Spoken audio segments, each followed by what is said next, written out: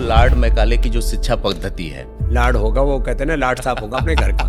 पूरी दुनिया की शिक्षा व्यवस्था को नई दिशा देने वाला बोर्ड कहो, वो बोर्ड जो है वो भारतीय शिक्षा बोर्ड है। जो पढ़ेगा वो बढ़ेगा। कुछ दिन पहले जब आपने बयान दिया तो बड़ा हो हल्ला मचा। बाबा रामदेव जी ने अगर कोई एक मानक पेश कर दिया तो हम कमजोर पड़ जाएंगे, हमारा बाजार कमजोर पड़ जाएगा। एक ड्रग माफिया, एजुकेशन माफिया, उनको सपोर्ट करने वाले टाई फाई वाले सब फेल हो गए, लंगोटी धोती वाले, भगवा वाले फकीर आ गए, तबाही मचा दिए।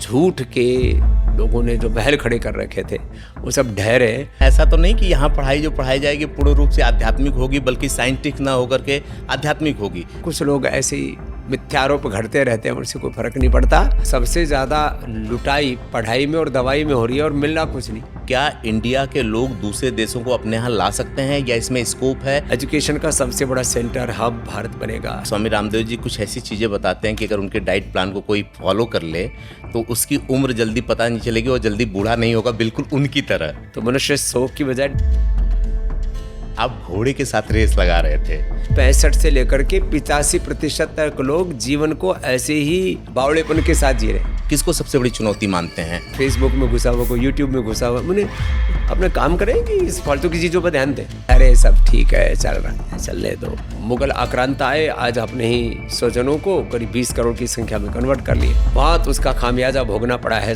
सामाजिक तौर पर, धार्मिक तौर पर, राजनीतिक तौर पर, आर्थिक तौर पर। ये तो बाजार ही तय कर रहा हो, आज भी वो पश्चिमी बाजार ही है। कहते हैं पाप का घड़ा तो फूटता ही है ना। इस तरह की सनातनी शिक्षा की बात करें तो उसको लगता है कि वो एक पश्चिमी सभ्यता से अलग हो जाएगा। तो एक इस तरह की भी चीजें चल रही हैं। 2 कौड़ी की चमड़ी के पीछे, दमड़ी के पीछे गुलाम है। आजादियां कहाँ हैं? अरे 100 ट्रिलियन से ज्यादा तो विदेशी आक्रांता लूट करके लेके चले गए। हम 5 ट्रिलियन की अर्थव्यवस्था को ऐसा सोच रहे हैं, पता नहीं कौन सा पहाड़ तोड़ देंगे हम। जो चीज आपने 3 दशक पहले शुरू की थी, आज वो कितना व्यापक हो गई है। स्वदेशी जो है अब वो एक आंधी और तूफान की तरह आगे बढ़ रहा है और वो बढ़ाना ही पड़ेगा। एक विचार ने स्वामी रामदेव को स्वामी रामदेव बनाया।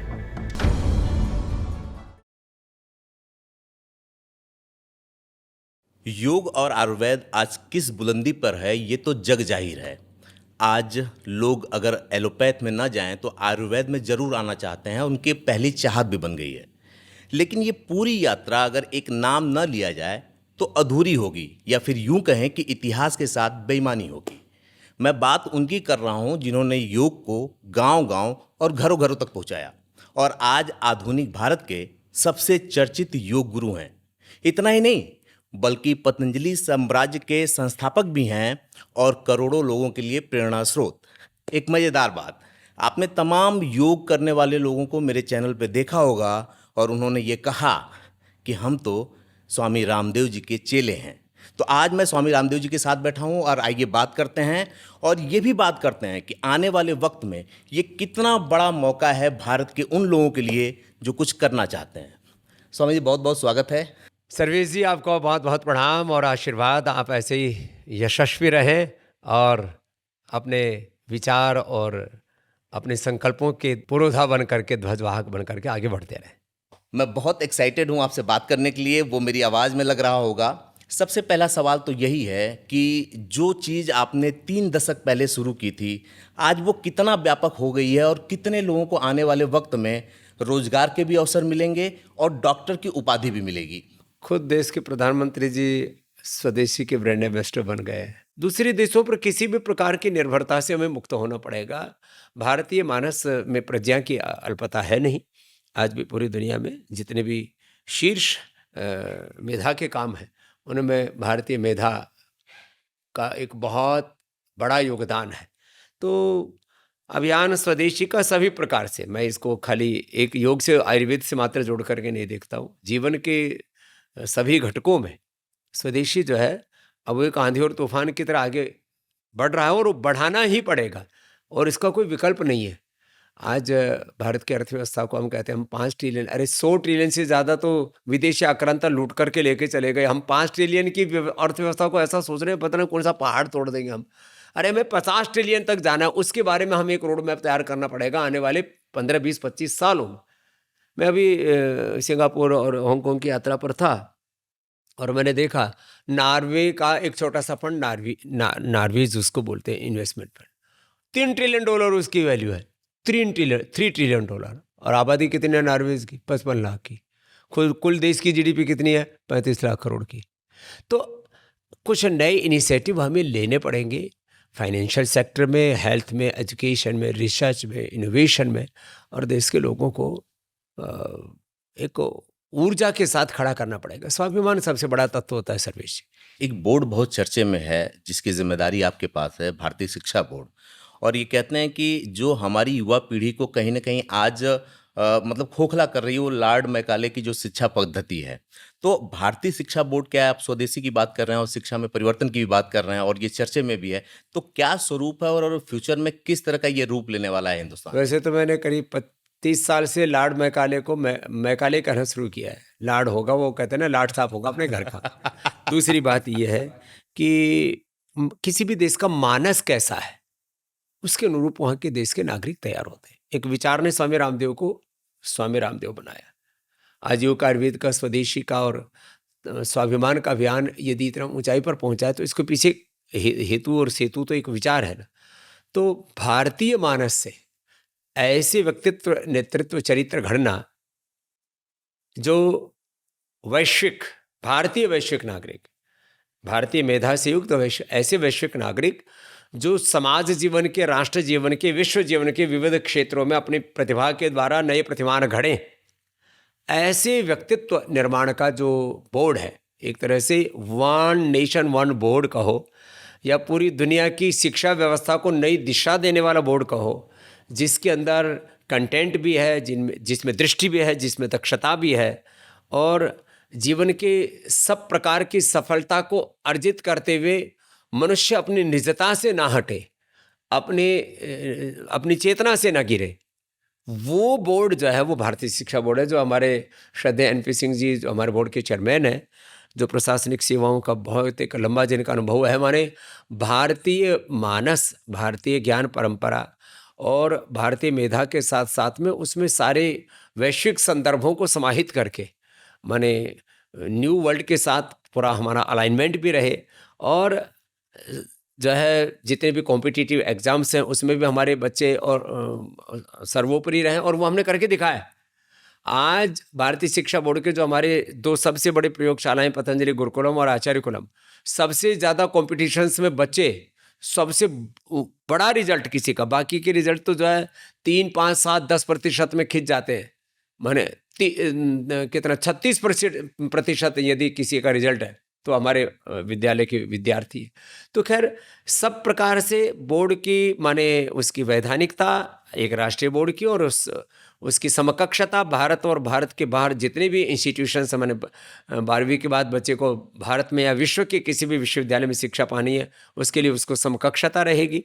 तो ये भारत सरकार द्वारा गठित और पतंजलि द्वारा संचालित ऐसा बोर्ड है जिसमें आने वाले समय में समुद्र की भांति सारी नदियां समाहित होने वाले हैं, सारे विद्यालय रूपी नदियां इसी में समाहित होंगी, और यही एकमात्र ऐसा बोर्ड होगा जहां से पढ़ने वाले विद्यार्थी, चाहे वो अंतिम कुल में पैदा हुए हों, चाहे वो मध्यम कुल में पैदा हुए हों, या बहुत ऊंचे कुलों में तो बहुत थोड़ी, उनकी संख्या ही बहुत थोड़ी है, तो और साधारण घरों में टारगेट हमारा यह है कि पैदा होने वाले बच्चे असाधारण कार्य करने में सक्षम हो पाएं। बाकी जो सक्षम लोग हैं उनके लिए भी हमारी सद्भावना, उनके भी बच्चे आगे बढ़े, तो लेकिन जो पढ़ेगा वो बढ़ेगा, और भारतीय शिक्षा बोर्ड के माध्यम से जो पढ़ेगा उस बच्चे के अंदर, मैंने कहा, दृष्टि, दक्षता और जीवन में एक, जिसको कहते हैं शौर्य, वीरता, पराक्रम, स्वाभिमान, पराकाष्ठा पर होगा। आप जिस तरह से मुखर होकर के बोलते हैं, तो अब ये जिम्मेदारी आपको मिली हुई है, ये बोर्ड यहाँ से संचालित हो रहा है, तो लोग ये सोचेंगे कहीं ऐसा तो नहीं कि यहाँ पढ़ाई जो पढ़ाई जाएगी पूर्ण रूप से आध्यात्मिक होगी, बल्कि साइंटिफिक ना होकर के आध्यात्मिक होगी, तो मतलब ऐसा लोगों को लगता है। जी मेरे भाई, देखो, हमने दोनों बातों को एक साथ कहा कि इसमें भारतीय मानस और modern science, technology, innovation, invention, AI से लेकर के आर्टिफिशियल इंटेलिजेंस से लेकर के रियल इंटेलिजेंस और स्पिरिचुअल इंटेलिजेंस, माने पूरे विश्व की कोई ऐसी दृष्टि और कोई ऐसी दक्षता नहीं होगी, कोई ऐसा आयाम नहीं होगा जिसको हम ना छू रहे हो। तो इससे ज़्यादा तुम कुछ नहीं कह सकता। तो ये ऐसा है, देखो, कुछ लोग ऐसे ही मिथ्यारोप घड़ते रहते हैं, उनसे कोई फर्क नहीं पड़ता, लेकिन अब पूरी दुनिया को ये बात समझ में आ रही है, जिस एजुकेशन के लिए अभिभावकों से लेकर के सरकारें करीब 25 लाख करोड़ रुपए साल भर में खर्च करती है। कितना? 25 लाख करोड़। उसका आउटकम क्या है? तो सबसे ज़्यादा लुटाई पढ़ाई में और दवाई में हो रही है और मिल रहा कुछ नहीं। आपने पढ़ाई और दवाई की बात की। अभी मेरे पे कुछ एलोपैथ के डॉक्टर बैठे, कैंसर के बड़े डॉक्टर, जिन्होंने 50,000 लगभग ऑपरेशन किया है। उन्होंने एक बात कही कि अगर सच में कैंसर से बचना है और असाध्य रोगों से बचना है तो आपको आयुर्वेद की तरफ जाना होगा। और मैं इस बात से बड़ा हैरान हूँ कि कुछ दिन पहले जब आपने बयान दिया तो बड़ा हो हल्ला मचा। अब ये सारे डॉक्टर खुद आयुर्वेद की तरफ जा रहे हैं। वो ये कहते हैं कि हम सुबह रोज योग करते हैं, और जिसको लोग खरपतवार मानते थे अब उसको आयुर्वेद की दवा मानते हैं। इसके पीछे का जो एक वो देख रहे हैं कि क्या कोई लॉबी ऐसी थी क्या कि उनको लगता था डर कि बाबा रामदेव जी ने अगर कोई एक मानक पेश कर दिया तो हम कमजोर पड़ जाएंगे, हमारा बाजार कमजोर पड़ जाएगा। आप जहाँ बैठे हुए, हमारा पतंजलि रिसर्च फाउंडेशन है, लगभग 500 हमारे साइंटिस्ट और उनको सहयोग करने वाले 5,000 डॉक्टरों का एक बहुत बड़ा तंत्र है। उसके द्वारा हमने 5,000 से ज़्यादा रिसर्च प्रोटोकॉल फॉलो करके ऐसी औषधियाँ तैयार की हैं जिससे लोगों का बीपी ठीक हो रहा है, शुगर थायराइड ठीक हो रहा है, माने रिवर्स हो रही है disease, liver kidney failure, cancer जैसे रोग रिवर्स हो रहे हैं। उसके पूरे साइंटिफिक एविडेंस है। बीमारी इंड्यूस करके BP, sugar, thyroid, cholesterol, arthritis, asthma, Parkinson, Alzheimer, dementia, cancer जैसी बीमारियां इंड्यूस करके, इनफर्टिलिटी इंड्यूस करके अपनी रिवर्स कर दे, बच गया क्या? तो इससे ज़्यादा और प्रत्यक्ष प्रमाण क्या चाहिए? तो इतना सब होने के बावजूद भी कुछ लोग जो है, दरअसल क्या है, एक पूरा एक ड्रग माफिया, एजुकेशन माफिया, उनको सपोर्ट करने वाले पॉलिटिकल माफिया, फिर कॉरपोरेट माफिया, एक पूरा माफियाओं का एक पूरा बहुत बड़ा माफिया तंत्र है। उसके बीच में कोई सत्य को मुखर आवाज देता है तो लोगों को डाइजेस्ट कैसे होता है? अब ये पूरा सब पाखंडवाद चल रहा है। अब उनको लगता है रे ये सब जो है, ये टाई फाई वाले सब फेल हो गए, ये लंगोटी धोती वाले भगवा वाले फकीर आ गए, इन्होंने तो पूरा तबाही मचा दी है। तो ये सब क्या होता है, जो झूठ के लोगों ने जो महल खड़े कर रखे थे वो सब ढह रहे। अब एक ऐसी आंधी चल रही है योग की, आयुर्वेद की, स्वदेशी की, सनातन की, सत्य की, धर्म की, न्याय की। उसमें ये सारे ढहेंगे और सारे पाप साफ होंगे। बहुत लोगों ने मुझसे बोला था कि मैं जब आपसे बात करूं तो ये ज़रूर पूछूं कि जो लोग आज योग में करियर बनाना चाहते हैं या आयुर्वेद की पढ़ाई पढ़ रहे हैं, इन फ्यूचर अगर वो मेडिकल टूरिज्म में जाना चाहते हैं तो क्या इंडिया के लोग दूसरे देशों को अपने यहाँ ला सकते हैं, या इसमें स्कोप है और कितना बड़ा स्कोप मार्केट तो देखो क्या है, मैं तो कहता हूँ आने वाले समय में भारत वर्ल्ड को लीड इस रूप में करेगा। पूरी दुनिया में शिक्षा के सबसे बड़े केंद्र भारत में होंगे, चाहे वो प्राइमरी एजुकेशन में हो, हायर सेकेंडरी एजुकेशन में हो, या वो यूनिवर्सिटी के कॉलेज के लेवल पर हो।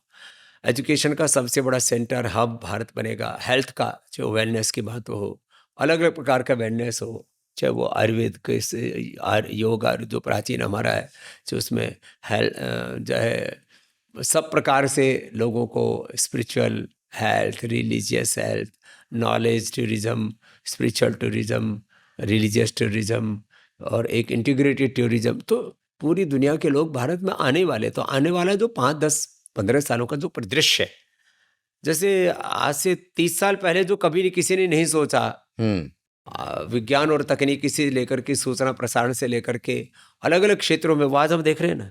तो आने वाले समय में शिक्षा और चिकित्सा के क्षेत्र में भारतीय लीड मिलने वाला है। तो इसमें जितने भी बच्चे जो कैरियर बनाना चाहते हैं उनको तकनीक के तौर पर तो साउंड रहना ही है, लेकिन अपने जड़ों से जुड़ना है, back to basic, back to nature, back to our culture. तो सनातन से जो जुड़ा रहेगा और नूतन अनुसंधानों से जो उसके साथ अलाइन होगा, तो वो तो नई प्रतिमान घड़ेगा ही।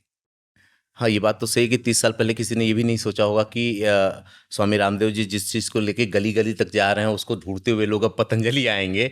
आप कहते हैं कि थोड़ा-सा हम योग पे बात कर लेते हैं, क्योंकि बहुत से लोग हैं कि जब आपसे सीधे बातचीत हो रही तो जानना चाहेंगे कि योग सिर्फ़ आसन नहीं बल्कि जीवन जीने की पूरी शैली है। क्या आप बता सकते हैं कि किस तरीके से इसको जीवन में अपनाना चाहिए? दरअसल क्या है, योग व्यायाम, आसन, प्राणायाम, ध्यान तो उसकी क्रियात्मक पक्ष है। एक उसका बौद्धिक पक्ष है, उसका क्रियात्मक और व्यावहारिक पक्ष तो है कि पूरा जीवन ही योग है।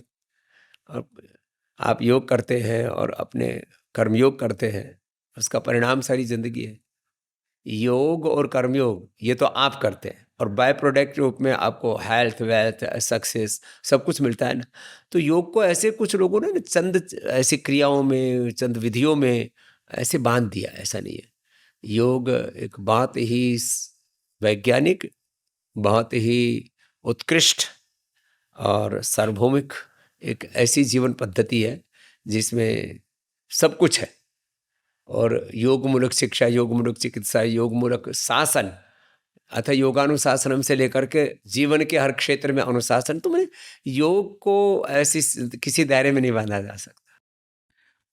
लोग कहते हैं कि स्वामी रामदेव जी कुछ ऐसी चीज़ें बताते हैं कि अगर उनके डाइट प्लान को कोई फॉलो कर ले तो उसकी उम्र जल्दी पता नहीं चलेगी और जल्दी बूढ़ा नहीं होगा, बिल्कुल उनकी तरह। तो क्या आपके लिए कुछ विशेष होता है या जो दूसरों को बताते हैं वही आप भी फॉलो नहीं करते नहीं, हैं? हम जो कोई सीक्रेट नहीं रखते, खुली किताब की तरह हमारा जीवन है, और जो कुछ हमने अर्जित किया है वो सबको समान रूप से हम बिना किसी स्वार्थ के और बिना किसी लाग लपेट कर के सबको देते हैं। तो हमने औषधियों में अश्वगंधा जो सबसे बड़ी है उससे लेकर के, और शतावर, फिर जीव ऋष्वक रिद्धि मेधा महामेधा काकुलिक क्षीर काकुलिक फिर विदारी कंदवाराही कंद फिर ये सारी जो हमारे जीवनी औषधि हैं इनके ऊपर खूब रिसर्च किया अलग अलग पर। मूल उसमें अश्वगंधा है, शिलाजीत है। इन सब के ऊपर हमने देखा कि कुछ जीवों के ऊपर हमने एक्सपेरिमेंट किया, उनकी हमने लाइफ स्पैन उनका 1.5 गुना तक कर दिया। तो मनुष्य 100 की बजाय 150 साल तक जी सकता है योग करके, अश्वगंधा एक अच्छी जीवन शैली को अडोप्ट करके। तो ये लॉन्जिविटी और जिस इम्यूनिटी की और एंटी एजिंग की बात हो रही है वो तो हमारे आयुर्वेद में है। जिंक आदि का भी खूब उसका प्रचार प्रसार, उसको पूरा उसका प्रोपेगेंडा पूरा कोरिया से लेकर के चाइना से लेकर के बहुत लोगों ने फैलाया। तो पूरी दुनिया में आने वाले समय में नेचुरल मेडिसिन, नेचुरल लाइफस्टाइल और जीवन को खाली लंबाई नहीं जीना, क्वालिटी लाइफ जीने के लिए सब वापस लोग योग, आयुर्वेद और नेचुरोपैथी और नेचर की ओर ही लौटेंगे। अभी आपका एक वीडियो बड़ा वायरल हुआ था कि आप घोड़े के साथ रेस लगा रहे थे और लोगों को ये भरोसा नहीं हो रहा था कि 60 साल में ऐसा हो सकता है। तो वो क्या मतलब किसी ऐसी आपकी अपनी मेडिसिन का प्रभाव होता है या आपकी लाइफस्टाइल का? ज़रा सा उसको बताएं आप कि कैसे कोई इस लेवल की एनर्जी पा सकता है? आम आदमी 60 साल तक चारपाई पकड़ लेता है। देखिए, आपको एक जीवन को बहुत सहजता से जीना होता है। हमारे जीवन में बहुत गति है, स्पीड है, और अलग अलग प्रकार के संघर्ष, चुनौतियाँ, चैलेंजेस, प्रॉब्लम्स, क्राइसिस सब झेलते हैं सब। लेकिन हम आनंद में रह करके पूरे अपने स्वरूप में निष्ठा से कभी नीचे नहीं आते। तो आपको एक अच्छी लाइफस्टाइल तो फॉलो करना पड़ेगा। 5-6 घंटे की आपको अच्छी नींद लेनी पड़ेगी, अच्छा आहार लेना पड़ेगा, आपको अपने जीवन को ठीक से जीना पड़ेगा। अलग अलग देश के हिस्सों में 65 से लेकर के 85% तक लोग जीवन को ऐसे ही उधेड़ बुन में, आपाधापी में, बावड़ेपन के साथ जी रहे हैं। माने लोगों की जिंदगी में बहुत रसाकसी, खींचातान है। उससे तो मुक्त होना पड़ेगा ना। तो जीवन को सलीके से तो जीना ही पड़ेगा। यदि जीवन को सलीके से नहीं जिएंगे तो केवल योग की क्रियाएं करने मात्र से बात नहीं बनेंगे। योग को करना भी और योग को जीना भी है। तो वैसे जिएंगे तो आप बहुत अच्छा जीवन जी सकते हैं। आप पूरी दुनिया की यात्रा कर रहे हैं। हिंदुस्तान के लोगों के लिए जो सबसे बड़ी चुनौती मानते हैं, जो उनकी उम्र भी घटा रही है, उनकी लाइफ साइकिल भी बिगाड़ रही है, वो कौन-सी चीज़ है? किसको सबसे बड़ी चुनौती मानते हैं? जिसको देखिए, सबसे बड़ी चुनौती तो 3 है। एक तो डिजिटल कॉलोनाइजेशन। ओके। 6 से लेकर के 8 घंटे तक देश के बच्चे, जवान सब मोबाइल में पिले हुए, सब गैजेट्स में पिले हुए हैं। कोई मूवी देखने में व्यस्त है, कोई टीवी देखने में व्यस्त है, पता नहीं कोई किस फेसबुक में घुसा हुआ, कोई यूट्यूब में घुसा हुआ, माने क्रिएटिव काम ही नहीं कर रहे। जी। तो अब इसको यूँ कहो कि डिजिटल कॉलोनाइजेशन, और उसके द्वारा फिर जो है एक प्रमाद, माने लोग जो है क्रिएटिव कामों में नहीं लगे पड़े। पता नहीं कौन सी दुनिया में जी रहे। अब हमसे लोग पूछते हैं तो मैं कहते हैं हमको तो 99% अपने काम पर फोकस रहना है। ये बीच में जो उघाड़ पछाड़ चलती रहती है उसमें भी हम ज़्यादा वक्त नहीं कमाते। अपने काम करें कि इस फालतू की चीज़ों पर ध्यान दें। कौन मेरे बारे में क्या बोल रहा है, किसने मेरे बारे में क्या कमेंट किया, कितने लोग मुझे फॉलो करते हैं, कितने लोगों, और फिर हम फालतू के लोगों को फॉलो करते हैं जिनका कोई कैरेक्टर नहीं है, कोई कंट्रीब्यूशन नहीं है जिनका। तो ऐसे एक तो सबसे बड़ा एक डिजिटल कॉलोनाइजेशन से, और एक शब्द में बोलूं तो अलग अलग प्रकार के प्रमाद से। जी। और प्रमाद खाने पीने में और तमाम तरह के, प्रमाद तो बहुत बड़ा शब्द है। अब इसको प्रमाद को यूं कहो कि फिर अलग अलग प्रकार के हमारी जो कुंठाएं हैं, अजागरूकताएं हैं, और उसी से रिलेटेड जो है हमारी, एक शब्द में बहुत बोलता हूँ, अविवेकपूर्ण हमारी उदारताएं हैं। अरे सब ठीक है, चल रहा है, चलने दो। इन सब के चलते दो चार पहले मुगल आक्रांता आए, आज अपने ही स्वजनों को करीब 20 करोड़ की संख्या में कन्वर्ट कर लिया। एक ईस्ट इंडिया कंपनी से लेकर के कुछ और दूसरे ईसाई आए, दो चार लोगों ने पूरे देश को 7-8 करोड़ की संख्या में उन्होंने भी कन्वर्ट कर लिया। तो इस देश ने प्रमाद कहो, उसको अविवेकपूर्ण उदारता कहो, अविवेकपूर्ण मूर्खतापूर्ण आचरण कहो, ऐसे ऐसे किए हमने कि जो है भारत को बहुत उसका खामियाजा भोगना पड़ा है, सामाजिक तौर पर, धार्मिक तौर पर, राजनीतिक तौर पर, आर्थिक तौर पर। तो ये तो सही है कि ये बाजार तो आज भी ये तय कर रहा है कि हम जिएंगे कैसे, खाएंगे कैसे, क्या मनाएंगे, तीज और त्यौहार मेरे कैसे होंगे, ये तो बाजार ही तय कर रहा हो। आज भी वो पश्चिमी बाजार ही है। तो आज के लोग इससे कैसे बचें? क्योंकि आप तो कुछ लोगों तक वो कर पाए, लेकिन ये मुहिम बहुत तेज नहीं चल पाई। ऐसा देखो भाई, इस वक्त के साथ सारी चीज़ें बदलेंगी, लेकिन इतना ज़रूर है कि एक बार थोड़ी आंधी सी चली है जंक फूड की, फास्ट फूड की और एक तरह से फूहड़पन की, इससे भी मुक्ति मिलेगी। तो ये आंधी जो है, अपने कहते हैं ना, पाप का घड़ा तो फूटता ही है ना। तो देखो, पूरा जीवन हो, देश हो, दुनिया हो, चलता तो धर्म न्याय ही है। तो धर्म और न्याय की ही प्रतिष्ठा अंततः होने वाली है।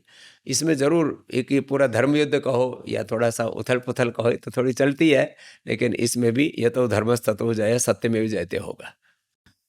एक सवाल जब आपने ये कहा तो मुझे याद आ गया कि मुझे लगता है कि क्या ये किसी वो इंटेंशन से ऐसा हो रहा है, जैसे आपने बोला कुछ और साधु संतों ने इस पे बात कही है तो उनको टारगेट किया जाने लगा।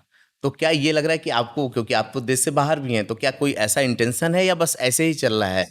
ऐसे देखो, जिसको अश्लीलता कहते हैं, बरगल्टी कहते हैं या फुहड़पन कहते हैं, तो उसको कहीं तो नियंत्रित करना पड़ेगा। स्वच्छंदता, उद्दंडता, उच्छृंखलता और स्वतंत्रता में फर्क है। जी। हम नारी आज़ादी के लगाते हैं और गुलामी के गर्त में फंसे जाते हैं। तो गुलामी के गर्त में किसी भी प्रकार से फंसना वो आज़ादी नहीं हो सकती।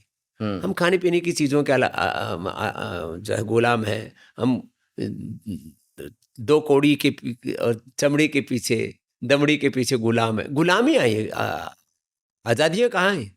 स्वाधीनता तो हमारे स्वचेतना के परिष्कार से होती है।